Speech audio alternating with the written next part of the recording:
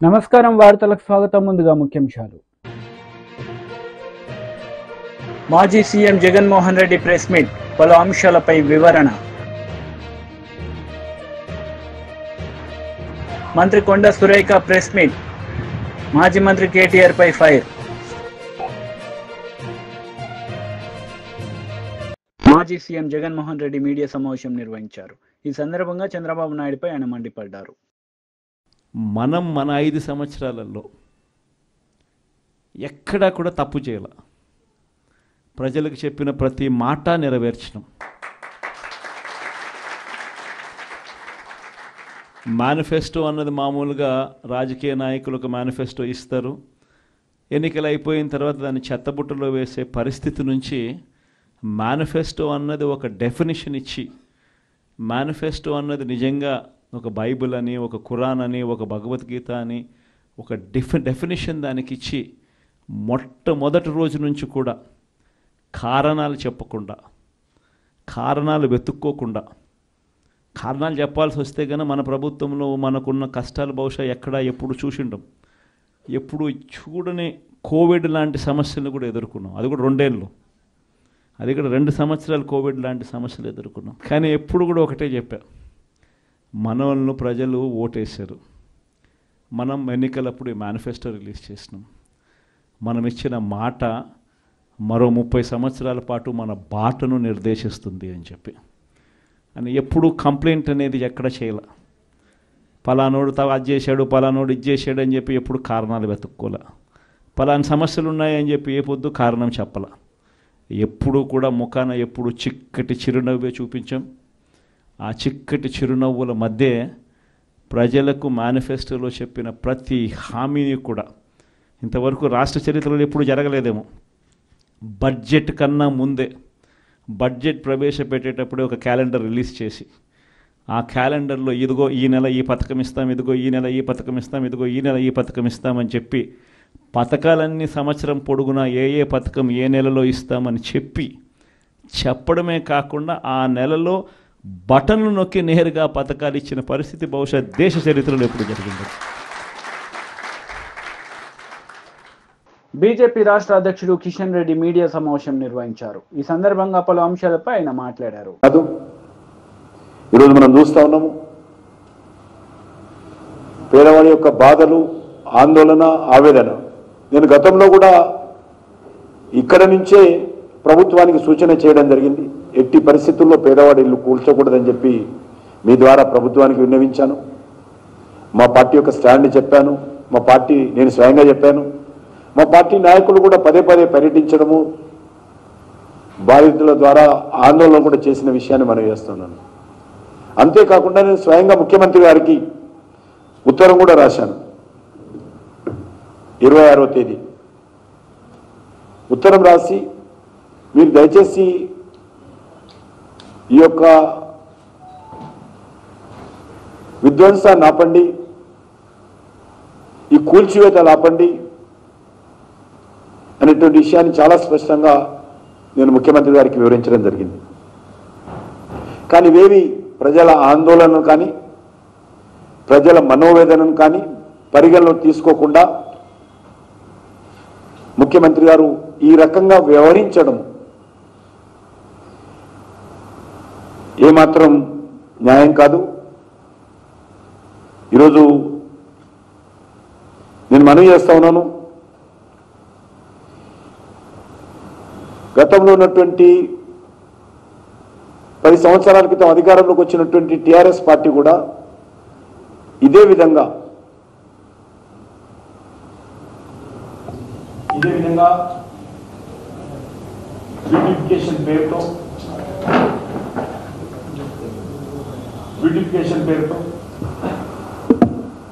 Beautification పేరుతో KCR TRS ప్రభుత్వం కూడా కార్పొరేషన్ ఏర్పాటు చేయడం జరిగింది.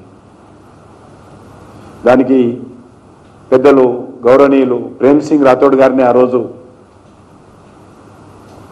మాజీ శాసనసభ్యులు వారు టీఆర్ఎస్లో ఉన్నప్పుడు వారిని చైర్మన్గా పెట్టారు. ఇదే విధంగా మార్కింగ్ కూడా చేశారు. కానీ ఆ రోజు ప్రజల నుంచి తీవ్ర నిరసన వస్తే వెనుకడుగు వేయడం జరిగింది. టీఆర్ఎస్ ప్రభుత్వమే దీనికి బీజం వేసింది, బ్యూటిఫికేషన్ బీజం. దీన్ని రేవంత్ రెడ్డి గారు భుజాల మీద ఎత్తుకొని ఈరోజు ప్రజల మీద కడుపుల మీద తన్నుకుంటూ ముందుకెళ్తా ఉన్నాడు. ఏ రకమైనటువంటి ప్రణాళిక లేకుండా, ఏ రకమైనటువంటి ఆలోచన లేకుండా అక్రమ కట్టడాల పేరు మీద పేదల ఇళ్లను కూల్చేటువంటి ప్రయత్నం ఏదైతే చేస్తుందో భారతీయ జనతా పార్టీ తీవ్రంగా వ్యతిరేకిస్తున్నాము, ఖండిస్తున్నాము. ప్రభుత్వం వెంటనే ఉపసంహరించుకోవాల్సిందిగా ఈ చర్యలను డిమాండ్ కూడా చేస్తా ఉన్నాము. ఎందుకోసం బ్యూటిఫికేషన్ చేస్తున్నారు? మీ యొక్క కార్యాచరణ ఏంటో చెప్పాల్సినటువంటి అవసరం ఉంది. ఈరోజు హైదరాబాద్లో ఉన్నటువంటి 70% డ్రైనేజ్ అంతా కూడా మూసీలో కలుస్తుంది. మీరు బ్యూటిఫికేషన్ మూసి వేస్తే ఈ డ్రైనేజ్ నీళ్ళంతా ఎక్కడ పోతే చెప్పాలి. డ్రైనేజ్ కాంగ్రెస్ నేతలు మీడియా సమావేశం నిర్వహించారు. ఈ సందర్భంగా పలు అంశాలపై వారు మాట్లాడారు. నేను విమర్శలు చేయాల్సిన అవసరం వచ్చింది. ఆ సందర్భంలో నాకు ఇంకెవరి మీద కూడా వ్యక్తిగత ద్వేషం కానీ మరి వ్యక్తిగత కోపం కానీ లేదు. అనుకోని ఆ సందర్భంలో ఒక కుటుంబం మాట నేను తీయడం ఏదైతే ఉందో అది అనుకోకుండా నా నోటి నుంచి జరగడం జరిగింది.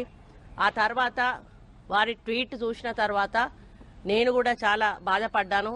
ఎందుకంటే ఏ విషయంలో నేనైతే బాధపడతా ఉన్నానో ఆ విషయంలో నేను ఇంకొకరిని నొప్పించాను అని తెలిసి రాత్రి వెంటనే మరి దాన్ని వెనక్కి తీసుకుంటూ నేను ట్వీట్ చేయడం జరిగింది. కాబట్టి నాకు జరిగిన అవమానం, నేను పడ్డ బాధ ఇంకొకరు పడకూడదు అనేటువంటి ఒక ఆలోచనతోటి నేను బేషరతుగా దాన్ని వెనక్కి తీసుకోవడం జరిగింది. కానీ కేటీఆర్ విషయంలో మాత్రం తగ్గేది లేదు. ఆయన తప్పనిసరిగా క్షమాపణ చెప్పాల్సిన అవసరం ఉంది. ఆయనే చేసేదంతా చేసి ఈరోజు నన్ను క్షమాపణ చెప్పాలి అని డిమాండ్ చేయడం ఏదైతే ఉందో మరి దొంగ అని తనే దొంగ అని అరిచినట్టుగా ఉంది. ఆ విషయంలో మాత్రం ఎట్టి పరిస్థితుల్లో కూడా వెనక్కి తగ్గేది లేదు. భవన్లో మాట్లాడేటప్పుడు మరి కేటీఆర్ గారు క్యారెక్టర్ గురించి, మరి వారి గతంలో వారు చేసినటువంటి కార్యక్రమాల గురించి, మహిళల మీద వారికి ఉన్నటువంటి మరి చులకన భావం గురించి మాట్లాడుతూ మరి ఆయన నన్ను రొచ్చగొట్టే విధంగా మాట్లాడినప్పుడు నేను భావోద్వేగానికి లోనై మరి కొన్ని ఆయన మీద నేను విమర్శలు చేయాల్సిన అవసరం వచ్చింది. ఆ సందర్భంలో నాకు ఇంకెవరి మీద కూడా వ్యక్తిగత ద్వేషం కానీ మరి వ్యక్తిగత కోపం కానీ లేదు. అనుకోని ఆ సందర్భంలో ఒక కుటుంబం మాట నేను తీయడం ఏదైతే ఉందో అది అనుకోకుండా నా నోటి నుంచి జరగడం జరిగింది. ఆ తర్వాత వారి ట్వీట్ చూసిన తర్వాత నేను కూడా చాలా బాధపడ్డాను. ఎందుకంటే ఏ విషయంలో నేనైతే బాధపడతా ఉన్నానో ఆ విషయంలో నేను ఇంకొకరిని నొప్పించాను అని తెలిసి రాత్రి వెంటనే మరి దాన్ని వెనక్కి తీసుకుంటూ నేను ట్వీట్ చేయడం జరిగింది. కాబట్టి నాకు జరిగిన అవమానం, నేను పడ్డ బాధ ఇంకొకరు పడకూడదు అనేటువంటి ఒక ఆలోచనతోటి నేను బేషరతుగా దాన్ని వెనక్కి తీసుకోవడం జరిగింది. కానీ కేటీఆర్ విషయంలో మాత్రం తగ్గేది లేదు. ఆయన తప్పనిసరిగా క్షమాపణ చెప్పాల్సిన అవసరం ఉంది. ఆయనే చేసేదంతా చేసి ఈరోజు నన్ను క్షమాపణ చెప్పాలి అని డిమాండ్ చేయడం ఏదైతే ఉందో మరి దొంగ అని తనే దొంగ అని అరిచినట్టుగా ఉంది. ఆ విషయంలో మాత్రం ఎట్టి పరిస్థితుల్లో కూడా వెనక్కి తగ్గేది లేదు. భవన్లో మాట్లాడేటప్పుడు మరి కేటీఆర్ గారు క్యారెక్టర్ గురించి, మరి వారి గతంలో వారు చేసినటువంటి కార్యక్రమాల గురించి, మహిళల మీద వారికి ఉన్నటువంటి మరి చులకన భావం గురించి మాట్లాడుతూ మరి ఆయన నన్ను రొచ్చగొట్టే విధంగా మాట్లాడినప్పుడు నేను భావోద్వేగానికి లోనై మరి కొన్ని ఆయన మీద నేను విమర్శలు చేయాల్సిన అవసరం వచ్చింది. ఆ సందర్భంలో నాకు ఇంకెవరి మీద కూడా వ్యక్తిగత ద్వేషం కానీ మరి వ్యక్తిగత కోపం కానీ లేదు. అనుకోని ఆ సందర్భంలో టీడీపీ లీడర్ మీడియా సమావేశం నిర్వహించారు. ఈ సందర్భంగా పలు అంశాలపై ఆమె మాట్లాడారు. నేను ముఖ్యమంత్రిగా ఉంటేనే మంచి చేస్తాను, నేనున్నప్పుడే బాగా జరిగింది, మిగతా వాళ్ళకి ఏమీ చేత కాదు, మిగతా వాళ్ళు ఏమీ సరిగ్గా చేయటం రాదు. సో ఈ టైపులో ఆయన యొక్క వ్యాఖ్యలు, ఆయన యొక్క మాటలు ఉన్నాయి. ఆయన చాలా విచిత్రంగాను, ఆయన మైండ్ సెట్ ఒక విచిత్రంగానూ ఉంది, దారుణంగా కూడా ఉంది. అంటే ఆయన ఏదో అంటారు కదండి, ఒక సామెత ఉంది కదా, చేస్తే సంసారం మిగతా వాళ్ళు చేస్తే, ఆ టైపులో చాలా ఒక దుర్మార్గమైనటువంటి మాటలతో ప్రజలకి ఒక రకమైనటువంటి రాంగ్ సంకేతాలు ఇస్తున్నారు. ఇది మంచి పద్ధతి కాదు. జగన్మోహన్ రెడ్డి గారు ప్రజాస్వామ్యంలో ఉన్నామని ఒక కనీసమైనటువంటి స్పృహ అనేది లేకుండా చాలా దారుణంగా అధికారాన్ని అడ్డం పెట్టుకుని మీరు ముఖ్యమంత్రిగా ఉండగా వైసీపీ ప్రభుత్వంలో కక్ష సాధింపులకు పాల్పడింది ఎవరు? మీరు కదా జగన్మోహన్ రెడ్డి గారు, మీ ప్రభుత్వం కాదా? అన్యాయంగా ప్రజలకి న్యాయం చేయమని అడిగితే మా సీఎం గారిని, మా నాయకుడిని, మా చంద్రబాబు నాయుడు గారిని అక్రమమైనటువంటి కేసులు పెట్టి జైల్లో పెట్టించావు 53 రోజులు. నీకు అసలు హృదయం అనేది ఉందా? కక్ష సాధింపులకు ఎవరు పాల్పడ్డారు? అన్యాయంగా మీ టైంలో మా నాయకుల మీద కేసులు పెట్టించింది ఎవరు? మీరు కదా. చట్టాన్ని ఉపయోగించి చట్టాన్ని దుర్వినియోగం చేసింది ఎవరు? వైసీపీ ప్రభుత్వంలో ముఖ్యమంత్రిగా ఆనాడు జగన్మోహన్ రెడ్డి మీరు కాదా? ఈ రోజున మీరు నీతులు వల్లిస్తారా? మీ టైంలో 2019 నుంచి మొన్నటి వరకు, ఎలక్షన్ ముందు వరకు, ఏప్రిల్ వరకు కూడా 5 సంవత్సరాల వైసీపీ పాలనలో వ్యవస్థలన్నీ కూడా నిర్వీర్యం చేసి భ్రష్టు పట్టించారు జగన్మోహన్ రెడ్డి గారు. మీరు వ్యవస్థల్ని భ్రష్టు పట్టించిందే జగన్మోహన్ రెడ్డి గారు, వైసీపీ ప్రభుత్వం. ఈరోజు దెయ్యాలు వేదాలు వల్లించినట్టుగా మాట్లాడుతున్నారు మీరు. అంటే మీకు మైండ్ కూడా సరిగ్గా పనిచేయటం లేదులేండి. ఈ రోజున ప్రజల యొక్క తీర్పు చూసేసరికి మీకు మైండ్ కూడా పనిచేయటం లేదు. మీ టైంలో మీరు ఎంతగా కక్ష సాధింపులకు పూనుకున్నారో ఒక్కసారి నేను ప్రజలందరికీ కూడా గుర్తు చేస్తున్నా, మీకు కూడా గుర్తు చేస్తున్నా. జగన్మోహన్ రెడ్డి గారు, మీరు వచ్చిన అధికారంలోకి వచ్చిన 2019 మొట్టమొదటిగా మీరు ప్రజలకు ఉపయోగపడే ప్రజా వేదికని కూల్చడం మొదలుపెట్టారు. ప్రజా వేదిక నుంచి టీడీపీ లీడర్ మీడియా సమావేశం నిర్వహించారు. ఈ సందర్భంగా పలు అంశాలపై ఆయన మాట్లాడారు.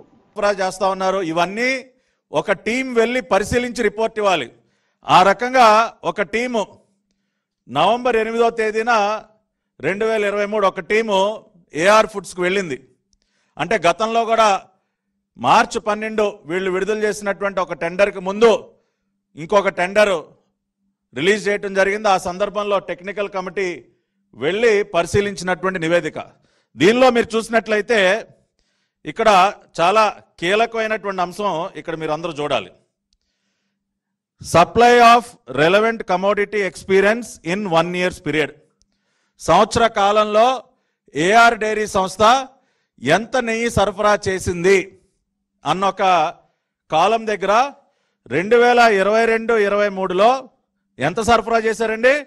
14,940 కిలోలు, 14,940 కేజీలు ఒక సంవత్సర కాలంలో ఏఆర్ డైరీ సరఫరా చేసింది. అంటే 14 టన్నులు, సుమారుగా 15 టన్నులు. ఒక సంవత్సర కాలంలో ఏఆర్ డైరీ సరఫరా చేసింది ఎంతండి? 15 టన్నులు. అటువంటి ఒక సంస్థకి 6 నెలల కాలంలో 1000 టన్నుల సరఫరా చేసే కాంట్రాక్ట్ ఏ రకంగా ఇస్తారండి? అంటే మీకు తెలుసు ఏఆర్ డైరీకి 1000 టన్నుల నెయ్యి సరఫరా చేసే సామర్థ్యం లేదు అని తెలుసు. మీ టీటీడీ కమిటీ, టెక్నికల్ కమిటీయే చెప్పింది ఆ మాట. 2023-24 సంవత్సరంలో వీళ్ళు నవంబర్లో వెళ్ళే టైంకి, అంటే సుమారుగా ఒక 7 నెలల కాలంలో వాళ్ళు సరఫరా చేసింది 8,100 కిలోలు, అంటే 8 టన్నులు. 22-23 సంవత్సరం మొత్తం మీద సరఫరా చేసింది 15 టన్నులు. 23-24లో ఒక 7 నెలల కాలానికి సరఫరా చేసింది 8 టన్నులే. అటువంటి సంస్థకి ఏమండి జగన్ రెడ్డి గారు సత్యమేవ జయతే అని ట్వీట్లు పెడుతున్నారు కదా, ఇది పెట్టండి సార్ ట్వీటు, ఈ డాక్యుమెంట్ పెట్టండి, మీకు దమ్ముంటే ట్వీట్ చేయండి. ఇదిగో మేము అతి గొప్పగా సెలెక్ట్ చేసిన సంస్థ సంవత్సర కాలంలో 15 టన్నుల నెయ్యి సరఫరా చేసింది అని చెప్పి ఇది ట్వీట్ చేయండి సార్. అంతేకాకుండా ఇదే రిపోర్ట్లో ఇంకా విస్తుపోయేటటువంటి అంశాలు ఇక్కడ మీరు చూసినట్లయితే అది సరఫరాకు సంబంధించి, ఏది ట్యాంకర్ల ద్వారా కానీ ఏదైనా సంస్థకు సరఫరాకు సంబంధించి అసలు టోటల్ ప్రొడక్షన్ అంటే ఏఆర్ డైరీ అనే సంస్థ ఇట్లా టీటీడీ కానీ ఇటువంటి బల్క్ ఆర్డర్సే కాకుండా వాళ్ళు 1/4 కిలో ప్యాకెట్లు, 1/2 కిలో ప్యాకెట్లు మామూలు రిటైల్ మార్కెట్లో కూడా అమ్ముతారు కదండి. సో అవన్నీ కూడా కలుపుకుందాం.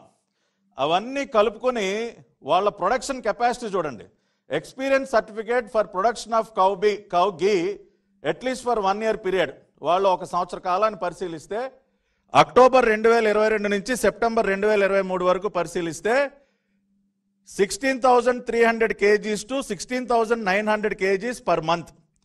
అంటే ఒక నెలకి 16.3 టన్నుల నుండి 16.9 టన్నుల వరకే వాళ్ళ టోటల్ ప్రొడక్షన్. ఏది టోటల్ ప్రొడక్షన్? నెలకి 16 టన్నుల టోటల్ ప్రొడక్షన్ సామర్థ్యం కలిగిన సంస్థకి వీళ్ళు ఏం కాంట్రాక్ట్ ఇచ్చారండి? 1000 టన్నులు.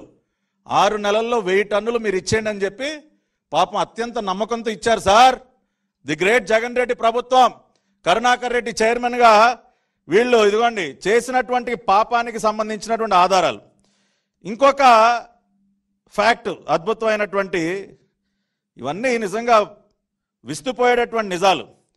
దీనిలో గీ స్టోరేజ్ కెపాసిటీ, ఆ సంస్థలో ఉన్నటువంటి గీ స్టోరేజ్ కెపాసిటీ ఎంత అని ఉన్నప్పుడు ఇక్కడ చూసారా, storage tank capacity 6 KL, 6 kilolitres అంటే 6 టన్నులు.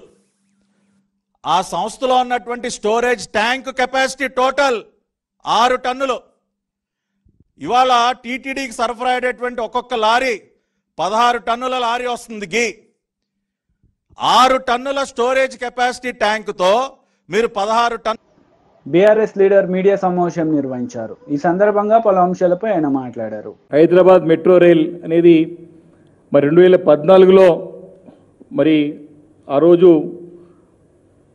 తెలంగాణ రాష్ట్రం ఏర్పడిన తర్వాత మరి గౌరవ ముఖ్యమంత్రి కేసీఆర్ గారు అప్పటికే ఏదో అరకొరగా నడుస్తున్నటువంటి ఆ మెట్రో పనులన్నింటినీ కూడా సమీక్షించి మెట్రో పనులన్నింటినీ కూడా వేగవంతంగా పరిగెత్తించి పనులన్నింటినీ కూడా పూర్తి చేసి మరి రికార్డ్ స్థాయిలో 2017లో మొదటిసారి, మళ్ళీ రెండోసారి 2021లో మరి దాదాపు 69 కిలోమీటర్ల మేర పూర్తి చేసి ప్రజలకు అందుబాటులో తీసుకువచ్చి ప్రజలు మన్ననలు పొందిన సంగతిని గుర్తు చేస్తా ఉన్నాను. మొత్తం హైదరాబాద్ నగరంలో ఉన్నటువంటి మెట్రో రైల్ భారతదేశంలో అన్ని నగరాల్లో 3వ అతిపెద్ద మెట్రో రైల్గా విస్తరిస్తూ అనేక మంది మరి ప్రయాణికులకి కానివ్వండి, మరి చాలామందికి నగర పౌరులకి అందుబాటులో తీసుకొచ్చి మరి అందుబాటులో తీసుకొచ్చి దాన్ని చక్కగా ప్రజలకు ఒక జీవనాన్ని, మరి నాణ్యమైన జీవనాన్ని కొనసాగించే విధంగా, కాలుష్యం తగ్గించే విధంగా, పబ్లిక్ ట్రాన్స్పోర్ట్ పైన డిపెండ్ అయ్యే విధంగా చక్కగా క్వాలిటీ తయారు చేసి తీర్చిదిద్ది ముందు తీసుకెళ్తున్న సందర్భంలో మరి ఆ రోజు అటు మెట్రో రైల్ని ఎయిర్పోర్ట్కి కూడా తీసుకువెళ్ళాలన్నటువంటి ఆలోచనతోని రాయదుర్గం నుండి మరి అక్కడ అక్కడ రింగ్ రోడ్ పై నుంచి ఆ పనులకి శంకుస్థాపన కూడా చేసినారు. మరి దాదాపు 10 లక్షల మంది ఐటీ ఉద్యోగులతో పాటు అనేక మంది జనాభా ఉన్నటువంటి ప్రాంతం ఇదంతా కూడా ఆ ఒక్క ఉన్న రూట్ని కూడా క్యాన్సిల్ చేసేసినారు. ముఖ్యమంత్రి గారు వారి యొక్క అనాలోచన విధానంతో, అశాస్త్రీయ పద్ధతితోని వారు ఏమీ ఆలోచన చేయకుండా దాన్ని రద్దు చేసినటువంటి సందర్భం నేను ఇప్పుడు మీ ద్వారా ప్రజలకు తెలియదలుచుకున్నాను. అంతేకాకుండా రెండో దశ మెట్రో పనులకని చెప్పేసి మరి మొన్న బడ్జెట్లో కూడా దాదాపు మెట్రో విస్తరణకి 24,000 కోట్ల రూపాయలని మరి అవసరమని చెప్పి అంచనా వ్యయం చేస్తే కేవలము ప్రకటించింది బడ్జెట్లో 1,100 కోట్ల రూపాయలు మాత్రమే. మళ్ళీ ఇది కాకుండా కొన్ని 2 రోజుల క్రితం మెట్రో రైల్ వారు కొన్ని ఎక్స్టెన్షన్ ఆఫ్ మెట్రో రైల్ అని చెప్పి కొన్ని ప్రాంతాలన్నింటి కూడా వివరించుకుంటూ కొత్తగా 4th సిటీ కూడా డిపిఆర్లు తయారు చేస్తున్నాము. ప్రభుత్వము సూచించింది, ప్రభుత్వం యొక్క ఆలోచన ఉన్నది. 4th సిటీకి కూడా డిపిఆర్ రెడీ చేయండి, 4th సిటీ కూడా ప్రతిపాదించండి అని చెప్పేసి మరి స్పష్టంగా మరి శాఖ కూడా ముఖ్యమంత్రి గారి దగ్గర ఉంది కాబట్టి ముఖ్యమంత్రి రేవంత్ రెడ్డి గారు స్పష్టంగా ఆదేశించినట్టు స్పష్టంగా అర్థమవుతా ఉంది. అంటే 4th సిటీ అంటే కేవలము ఒక ఊహల్లో ఉన్న నగరం, అది కేవలము కల్పితమైన నగరం, అది ఇంకా పేపర్ పైన కూడా పెట్టిన నగరం. అది అంటే ఏమీ లేని నగరానికి మరి మెట్రో రైల్ని తీసుకెళ్లాలని చెప్పేసి కూడా వారు ప్రతిపాదించడం చూస్తూ ఉంటే హాస్యాస్పదంగా ఉన్నది, చాలా వింతగా ఉన్నది. ఎందుకంటే కేసీఆర్ గారు ఉన్నప్పుడు స్పష్టంగా నగరమంతా కూడా ఈ మెట్రో రైలు విస్తరించాలని చెప్పేసి ఆలోచన చేసి కాంగ్రెస్ నేతలు మీడియా సమావేశం నిర్వహించారు. ఈ సందర్భంగా పలు అంశాలపై వారు మాట్లాడారు. మీరు ఆయన దగ్గర ట్రైనింగ్ తీసుకోండి, కానీ రాహుల్ గాంధీ గారిని మీరు అనవసరంగా నోరు దాల్చుకుంటే ఎంటైర్ కాంగ్రెస్ పార్టీ వర్కర్ ఒప్పుకోడు.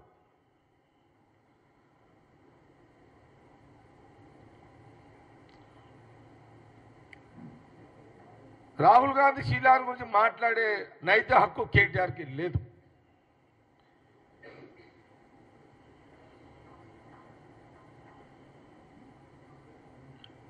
మేము ఆ కుటుంబం గురించి చెప్పుకుంటూ పోతుంటే గంటలు సరిపోవు, నెలలు సరిపోవు, సంవత్సరాలు సరిపోవు. అది వాళ్ళ చరిత్ర, రాహుల్ గాంధీ గారి యొక్క కుటుంబం యొక్క చరిత్ర. మీరు మళ్ళొకసారి రాహుల్ గాంధీ గారికి ఏదో ముట్ట చెప్పిరని మీరు బదలాం చేసిరనుకోండి, మేము మా ప్రభుత్వం మీద, రాష్ట్ర రాజకీయాల మీద మనం మాట్లాడుకుందాం, మనం కొట్టుకుందాం, విమర్శించుకుందాం, తన్నుకుందాం, కుస్తీలు పడదాం. కానీ రాహుల్ గాంధీ గారి జోలికి లేని అబండాలు వేస్తే కాంగ్రెస్ పార్టీ కార్యకర్త ఊరుకోడు. ఇది నీకు మంచిది కాదు.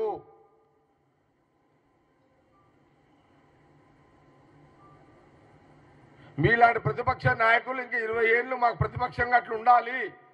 మీ నాయకులు ప్రతిపక్షంగా మీరు అట్లుండి మాకు అవసరము ప్రతిపక్ష పార్టీగా. కాబట్టి ఇది మంచి పద్ధతి కాదు. రాహుల్ గాంధీ గారి పట్ల విమర్శించి మరోసారి మాట్లాడితే అది నీకు మంచిది కాదు, నువ్వు అప్రతిష్ట పాలవుతావు అని నేను మీడియా ద్వారా సూచన చేస్తున్నా.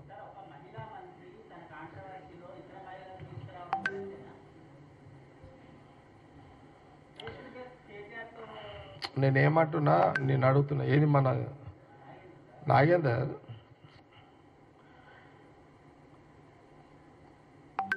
ముందు కొండ సురేఖ గారిని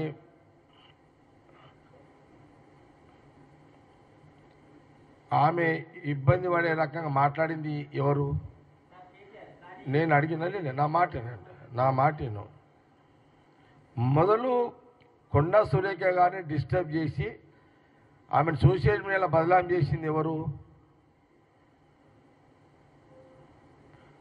చేశారు? వాళ్ళే చేశారు కదా. మరి వాళ్ళు కేటీఆర్ హరీష్ రావు వాళ్ళు అన్నప్పుడు మరి ఈమె అనకపోతే నడవదు కదా.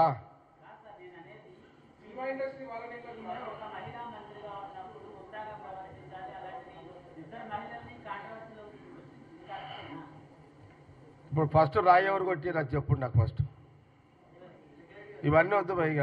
ఫస్ట్ రాయి ఎవరు కొట్టారు? బీఆర్ఎస్ వారు కొట్టిరా, కాంగ్రెస్ వాళ్ళు కొట్టిరా? ఫస్ట్ రాయి ఎవరు కొట్టారు? మరి మేము కూడా అడగాలి కదా, మీడియాని అడుగుతున్నా, మీరు చెప్పండి. అరే నేను అడిగినా అని చెప్పు భయ్. ఫస్ట్ రాయి ఎవరు కొట్టిరు? కొండ సురేఖ కొట్టిందా, కేటీఆర్ కొట్టిందా? కాదు చెప్పండి నాకు. కేటీఆర్ ఇగో విను, కేటీఆర్ కొట్టినప్పుడు కొండ సురేఖ కొట్టుడు తప్పేముంది మనం? అరే ఇక అట్లా ఉండదు, ఇవన్నీ ఇక డీటెయిల్ ఉన్నాయి. ఇక డీటెయిల్స్ ఆడుంటాయి. మైదానం ఇది, యుద్ధ రంగంలో దిగినాక డీటెయిల్స్ ఉన్నాయి. ఫైటింగ్ అప్పుడు ఉన్నాయి ఇవన్నీ. విన్నారా?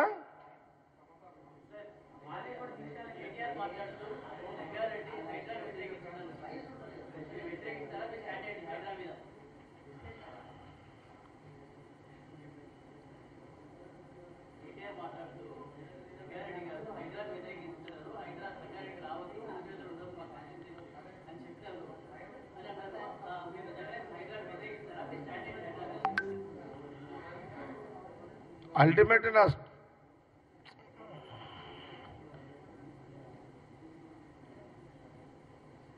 ఇప్పుడు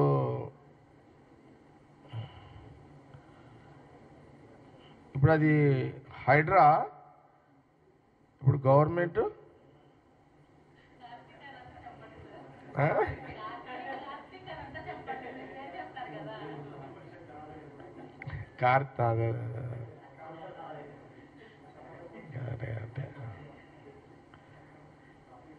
సరే